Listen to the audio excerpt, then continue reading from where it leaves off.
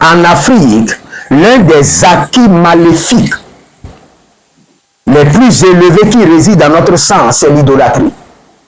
Il y a une reconnexion entre nous et l'idolâtrie à travers le cri du sang. Nos pères ont fait allégeance à l'idolâtrie. Et ils ont fait allégeance à l'idolâtrie quand nous étions dans leur sein, dans leur rein. Et en faisant allégeance à l'idolâtrie, ils nous ont vendus. C'est-à-dire que nous étions en eux et ensemble, nous avons fait allégeance à l'idolâtrie par le lien du sang.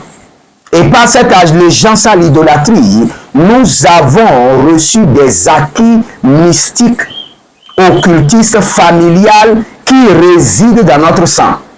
Vous allez voir, si vous voulez être sérieux, parfois vous avez envie de bien persévérer dans les choses de Dieu, parfois vous n'avez plus envie.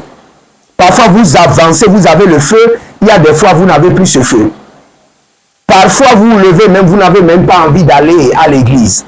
Parfois vous sentez que le dimanche matin, il y a un esprit d'assoupissement, de fatigue que vous ne comprenez pas. Vous ne savez pas ce qui se passe. C'est parce que le sang de l'idolâtrie est en train de crier, est en train de dire dans votre sang que vous n'appartenez pas à l'église, que vous appartenez à vos ancêtres et que vous appartenez à l'idolâtrie. C'est pourquoi quand vous êtes pasteur et vous ne libérez pas premièrement vos membres de l'idolâtrie, vous aurez des membres comédiens. Votre église sera remplie par des comédiens. Parfois ils ont le zèle, parfois ils n'ont pas. Parfois ils veulent faire les choses de Dieu, parfois ils ne le font pas. Parfois ils donnent, parfois ils ne donnent pas. Parfois ils trouvent déjà qu'ils servent trop Dieu.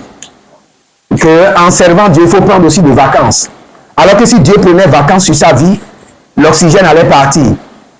C'est l'idolâtrie. Je ne sais pas comment vous expliquer, que le Seigneur me donne encore plus de compréhension pour que je vous explique davantage, pour que vous ayez la certitude, pour que vous ayez la conviction de ce que je suis en train de vous enseigner.